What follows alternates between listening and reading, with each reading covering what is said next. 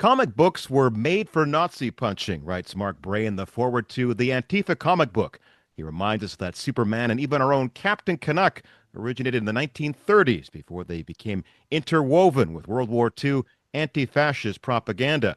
Now, in its second edition, author Gord Hill picks up where the original 2018 version of the Antifa comic book left off, namely everything after the January 6, 2021 U.S. Capitol attack onward, including the re-election of Donald Trump in 2024.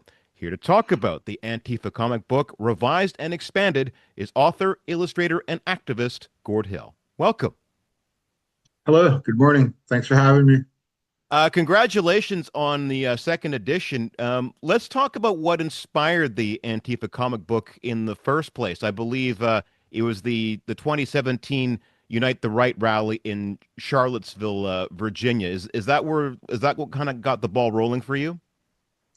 Actually, it was Trump's first presidential run beginning in 2016 or so, and Arsenal Pulp Press asked me if I would be interested in doing an Antifa comic book because I'd been involved in anti-fascist and anti-racist organizing. So I agreed, and that's how the comic actually started.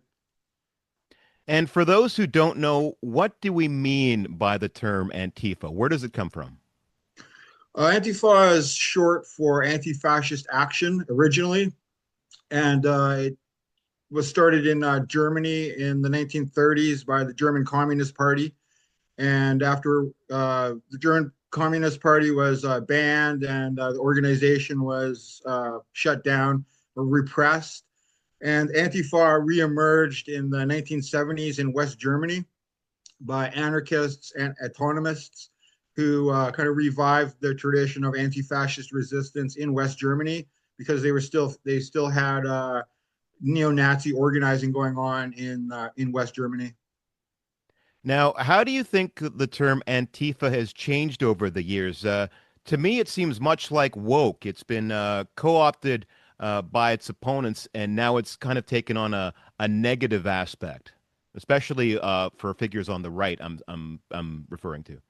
Yeah, I mean, Antifa has definitely been demonized by the right and the far right, which are the targets of anti-fascist organizing for the most part. So it doesn't surprise me that it's been targeted in that manner. I think one of the changes Antifa actually stood for anti-fascist action, and these were autonomous groups that were established in West Germany, and it spread throughout Western Europe through the 70s and the 80s. And I think in the North American context now, Antifa is kind of like a broad general term for people who involve themselves in anti-fascist organizing, and it's not so much organizations now.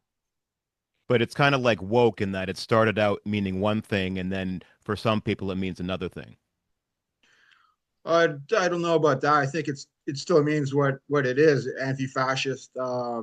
Yeah, I don't really see it as being a woke term, but I think the far right uses woke to smear anything that they disagree with, pretty much. So I don't put too much relevance on that. Now, as I mentioned in the introduction, a lot has happened since the first edition of the book and the second one.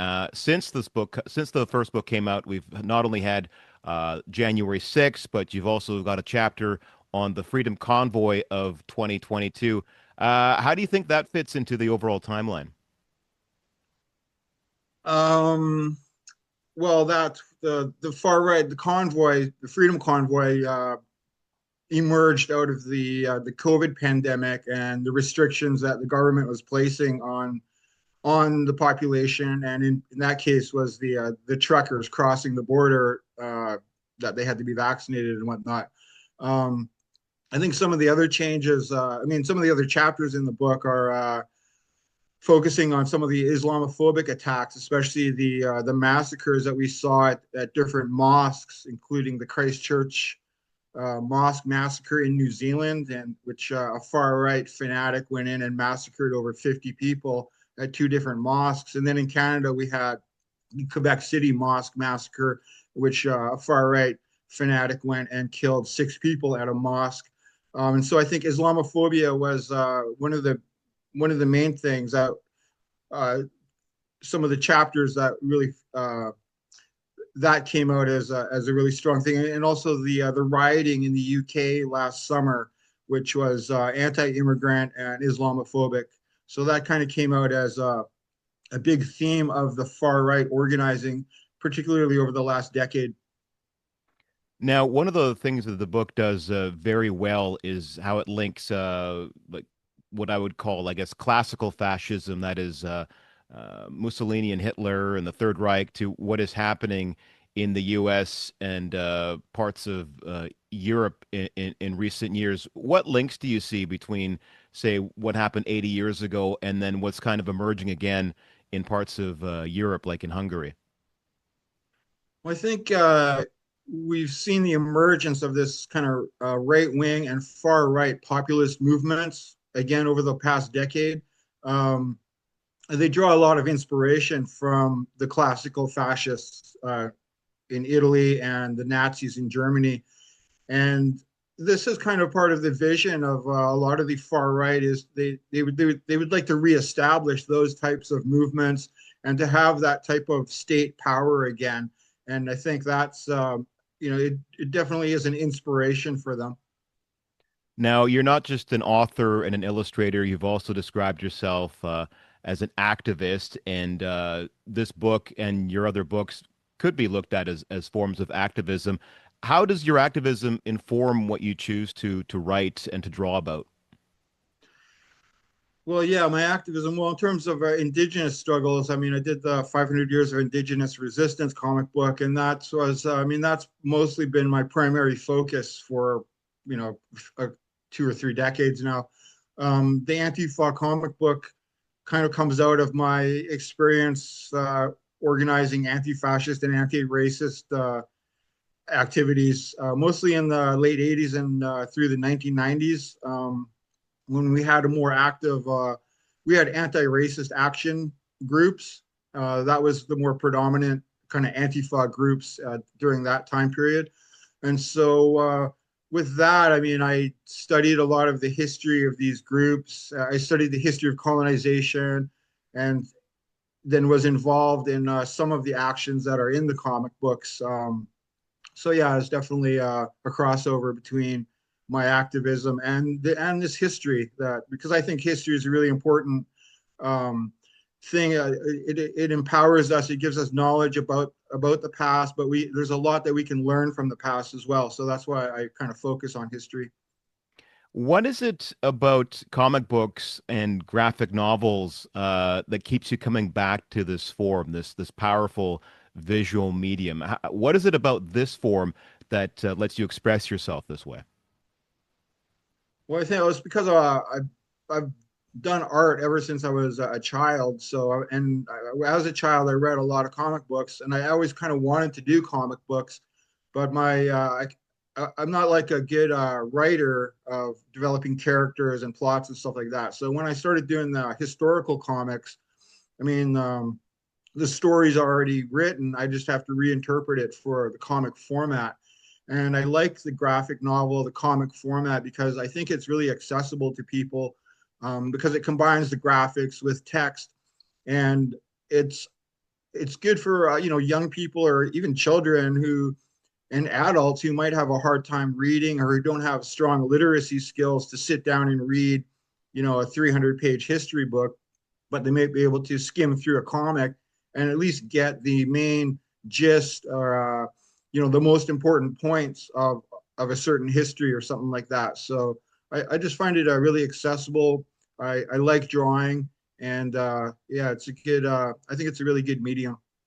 Do you find you've reached a wider audience? I think some of your titles are even taught in schools on Vancouver Island, correct? Yeah, a lot of the comics are used in. Yeah, a lot of teachers use them to kind of supplement the materials that they have for their classes. So yeah, it's definitely used in a lot of classes. Now, as harsh as some of the subjects in the book are, you do end on a hopeful note with the words, "The future is unwritten." Is it important to stay positive about what's happening? Yeah, I believe so. I mean, morale is always an important part of a movement, and I mean, we have the very dark history of Nazi Germany to refer to that what the potentials are if these movements aren't stopped, if they are able to gain power and to implement their policies. And but we know that those movements were defeated. Unfortunately, it took massive military power to defeat Nazi Germany and fascist Italy. Um, so that's another lesson we can learn from history, that these movements should be stopped before they are able to take power and implement their policies. What do you hope people get out of the book? I hope they get a better sense of the history of fascist movements and the long history of anti-fascist organizing as well. Beginning with the Italian fascists, when we had the first anti-fascist groups emerge and fight against those forces, and ultimately defeated Mussolini and actually executed him. And so I think the that's the main thing I hope people get is the history and the idea, or the knowledge that these movements have been defeated in the past. The name of the book is The Antifa Comic Book, revised and expanded. It is published by Arsenal Pulp Press. My thanks to author and illustrator Gord Hill. All right, thanks for having me.